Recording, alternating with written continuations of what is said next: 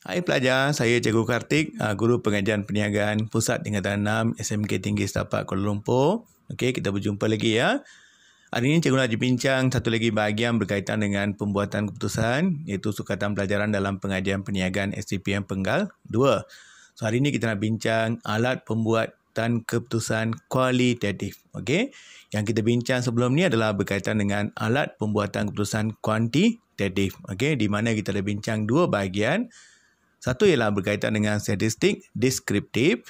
Yang kedua ialah pokok keputusan. Okey, so dua-dua kaedah tu menggunakan angka untuk bantu pengurus buat keputusan. Okey, so yang ni kita nak aplikasikan atau menggunakan alat keputusan kualitatif. Okey, di sini ada 5 alat yang boleh digunakan oleh seorang pengurus, iaitu analisis tulang ikan, sumbang saran, kumpulan fokus, teknik Delphi dan teknik kumpulan nominal. Okey.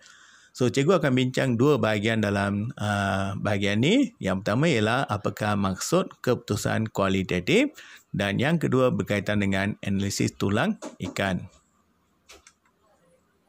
Okey, apakah itu alat pembuatan keputusan kualitatif? Okey, so kualitatif maksudnya kita membuat keputusan berdasarkan pengalaman kita. Okey, kita menggunakan kreativiti kita, kita menggunakan budi bicara, gerak hati atau pendapat. Ini dikenali sebagai keputusan kualitatif. Kita tidak bergantung pada angka, tapi kita decide berdasarkan pengalaman yang kita ada. Okey, kreativiti yang kita ada dan juga budi bicara. Okey, pengurus yang berpengalaman, mereka boleh buat keputusan berdasarkan pengalaman yang mereka pernah lalui. Mereka tak suka bergantung pada angka. Kalau kita gunakan pengalaman, dikenali sebagai kualitatif. Okey, sebagai contoh, katakan seorang pengurus besar syarikat pakaian ingin buat keputusan tentang buka sebuah kilang baru di Johor.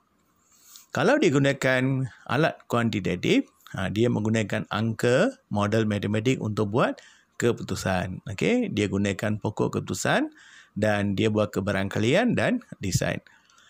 Kalau gunakan alat kualitatif, dia menggunakan pengalaman beliau. Okey, pengalaman beliau berdasarkan membuka cawangan atau kilang di tempat lain dan juga dia akan berbincang dengan subordinat untuk membuat keputusan. Okey, so ada dua pilihan ya, guna kuali atau kuantitatif. Okey, kuantitatif maksudnya kita menggunakan angka, kualitatif maksudnya kita menggunakan pengalaman, kreativiti dan sebagainya. Okey, di sini kita ada 5 pilihan alat kualitatif, iaitu tulang ikan, sumbang saran, kumpulan nominal, kumpulan fokus dan juga teknik Delphi. Okey, so hari ini kita akan bincang tentang analisis tulang ikan atau dikenali sebagai fishbone analysis. Okey, so ia juga dikenali sebagai analisis sebab dan akibat atau dikenali sebagai gambar raja Ishikawa. Okey, Ishikawa ni adalah orang yang mencipta analisis tulang ikan ni, iaitu Dr. Kaoru Ishikawa, seorang perangkawan kawalan kualiti dari negara Jepun. Okey, so tulang ikan ni bantu pengurus kenal pasti suatu masalah. Okey, first dia boleh identify ya apa masalah dia, kenapa berlaku masalah ni dan juga apa punca sebenar yang berlakunya masalah tersebut. Okey, so untuk tulang ikan ni, tujuan kita ialah untuk kenal pasti punca. Kenal pasti kenapa berlaku masalah ni. Jadi dalam perbincangan, kita kena tanya soalan why. Okey, bila kita tanya why, adalah jawapannya. Okey, contohnya, katakan makan tengah hari tadi, emak kamu tak masak. Why? Okey, mungkin dia bagi alasan, dia kekurangan bahan di rumah. Why? Kenapa? Ayah tak beli barang di pasar raya. Why? Mungkin ayah kekurangan wang. Why? Mungkin kerana majikan tak benarkan dia bekerja. Why? Kerana masalah COVID. Why? Masalah ni diwujud kerana penyakit ni turunkan daripada negara lain. Nampak tak? Setiap satu tu ada punca dia. Kenapa berlaku keadaan ni? Tujuan kajian kita ialah untuk mendapatkan punca sebenar kenapa berlaku keadaan ni. Okey? So, kalau kamu perhatikan gambar raja ni, kita kaji daripada kiri ke kanan. Okey, ini adalah masalah. Okey, ini adalah masalah dan masalah ni disebabkan oleh biasanya 4 perkara penting, iaitu bahan, kaedah, mesin manusia atau dikenali sebagai 4M. Man, mesin, method, material. Okey, ada 4 dia. Okey, setiap satu ni ada small bone, fine bone, middle bone. Middle bone ni menunjukkan punca utama atau sebab utama. Okey, yang ni ya. Small bone ni punca tambahan dan fine bone ni punca kecil lagi. Okey, setiap satu tu ada small bone dengan fine bone. Okey, so ini dipanggil analisis tulang ikan. So kita kaji dari kiri ke kanan. Yang pokok keputusan itu yang semalam tadi kita bincang tu dari kanan ke kiri. Yang ni kiri ke kanan. Okey, alright. Tengok contoh ni. Kalau masalahnya adalah pelajar gagal siapkan kerja kursus. Okey, semua pelajar sekarang ni sibuk menyediakan kerja kursus pengajian am. So, katakan kajian nak tahu kenapa pelajar tak siapkan kerja kursus. Okey, so ada 4 punca utama, iaitu method, kaedah, environment, okey, persekitaran, man, manusia dan juga bahan. Okey, kalau kamu tengok method, kenapa berlaku masalah ni? Okey, dia ada tulang dia ya, iaitu unclear project expedition. Mereka tak jelas apakah jangkaan dia, jangkaan projek ni. Okey, assessment criteria tu general, terlalu umum kriteria penilaian dia. Okey, kalau kamu tengok material, apa masalah dia? Okey, iaitu tak dapat akses kepada maklumat. Okey, tak dapat maklumat, tak ada kebolehan untuk membuat penyelidikan. Ini berkaitan dengan material. Okey, kalau manusia, kita boleh kaitkan dengan parents. Okey, parents ni mereka buat projek untuk pelajar. Mereka tak tahu kenapa kita buat projek ni. Parent tidak menggalakkan pelajar untuk buat projek ni. Okey, cikgu pula. Okey, cikgu ni mengharapkan kerja ni perlu bertulis. Banyak kerja rumah. Okey, tak ada banyak masa. Ini berkaitan dengan cikgu. So, cikgu ni pelajar, cikgu, pelajar, parents berkaitan dengan man. Okey, ini cara kita analyze. Jadi, kamu kena tanya banyak kali. Kenapa? Why? Sampai kamu dapat seberapa banyak punca yang menyebabkan sesuatu masalah tu berlaku. Okey. So, langkah-langkah menyediakan analisis tulang ikan.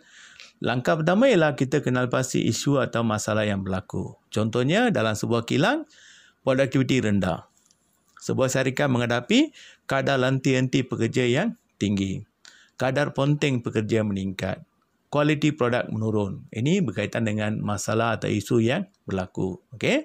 Dan kita cuba kenal pasti 4 punca utama. Itu dikenali sebagai 4M.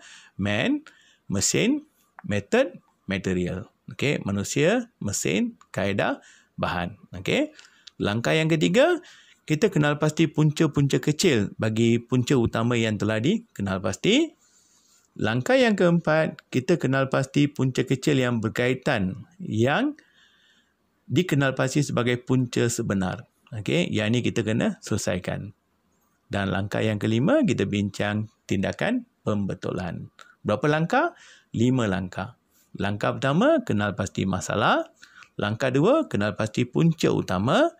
Langkah 3, kenal pasti punca-punca kecil. Langkah yang keempat, kita kenal pasti punca sebenar daripada punca-punca kecil. Dan last one, kita melaksanakan tindakan pembetulan. Ini ada 5 langkah. Okey. Okey, contoh.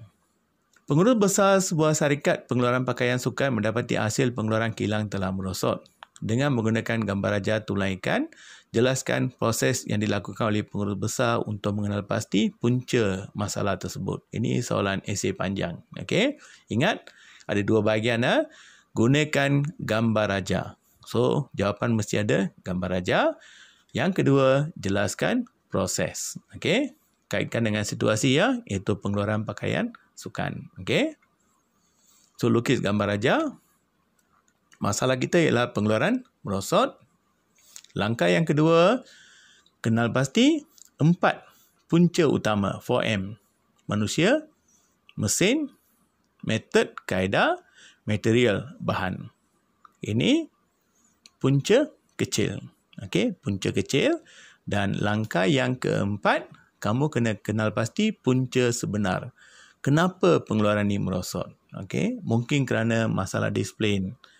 Mungkin kerana bahan rosak. Mungkin kerana kuantiti bahan tak cukup. Mungkin guna mesin lama. Jadi kamu kena kenal pasti apa punca sebenar yang menyebabkan pengeluaran ini merosot. Dan langkah terakhir, cuba kenal pasti tindakan untuk mengatasi masalah. Okey? So, uraiannya, situasi, hasil kilang merosot, punca besar, ada 4 dia. Okey? Di sini boleh tambah juga modal, mesin, bahan mentah dan sebagainya. Punca kecil, yang ni, dan kenal pasti punca sebenar. Okey? So, ini berkaitan dengan uraian untuk soalan tadi ya. Okey, jika perlukan maklumat tambahan, bolehlah kamu rujuk laman web cikgu, iaitu cikgukartik.blogspot.com. Ada banyak kajian kes dan juga maklumat tambahan yang kamu boleh rujuk untuk skor dalam pengajian perniagaan SCPM Penggal 2 ya.